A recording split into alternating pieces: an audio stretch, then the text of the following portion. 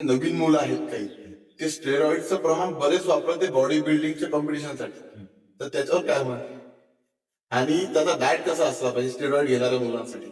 ही एक गोष्ट एकदम खोलात डिस्कस करण्यासारखी आहे. आपल्या छोट्या पॉडकास्टमध्ये ती डिस्कस होणारच नाही, पण एक प्रामाणिक सल्ला आहे त्यांना का जर का तुमचं एज नाही आहे ना ते, तर दुसऱ्यांचं बघून किंवा कोणाचाही सल्ला ऐकून स्टेरॉइड्स नका यूज करू.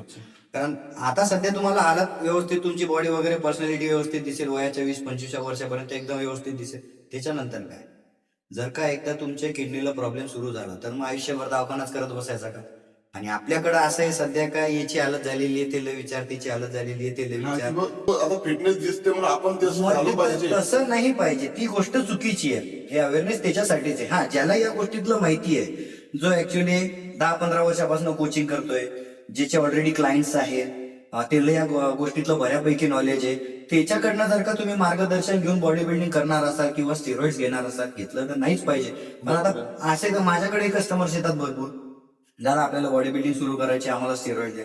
म्हटलं भैया नाही, तुमची ही वयच नाहीये स्टेरॉइड युज करायचं आणि युजही करू नका. बॉडी बिल्डिंग एक लिमिटेड गेम आहे. साधारणतः 30, 35, 40 वर्षापर्यंतचा हा गेम आहे. तोपर्यंत जर का तुम्ही इनाज राहिले, बीईडी जर का कंटिन्यू स्टेरॉइड्सवर जर का असले, तर त्याच्यानंतरचं भविष्य एकदम घाणेरडं आहे.